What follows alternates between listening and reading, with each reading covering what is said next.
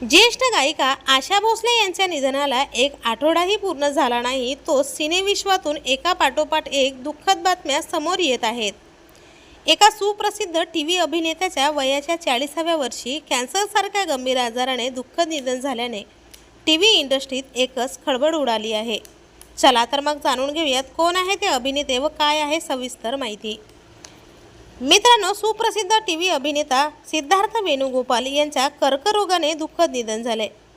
गेल्या 2 वर्षापासून तो कॅन्सरशी झुंज देत होता, पण आता मात्र त्याचा हा वेदनादायी प्रवास संपला आहे। सिद्धार्थ याने आपल्या कारकिर्दीची सुरुवात निवेदक म्हणून केली होती आणि त्यानंतर निर्माते अरुण घोष यांच्या मदतीने त्याने टीव्ही मालिकांमध्ये पदार्पण केले होते। नंतर त्याने कधीही मागे वळून बघितले नाही। मात्र अशातच त्याला कॅन्सरसारख्या गंभीर आजाराने ग्रासले व यातच त्याचा जीव गेला। सीमाने आपले दुःख आणि भावनाही एका पोस्टमध्ये व्यक्त केल्या आहेत। ती म्हणाली, सगळी आशा संपली।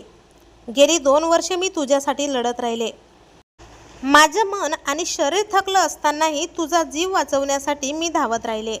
मात्र तुला आता आणखी त्रास नको हे आज देवाने ठरवलं। हे मी सहन करू शकत नाही, असे तिने या पोस्टमध्ये लिहिले असताच अनेक चाहत्यांना अश्रू अनावर झाले आहेत। तर आपल्या चॅनलच्या परिवारातर्फे अभिनेते सिद्धार्थ यांना भावपूर्ण श्रद्धांजली।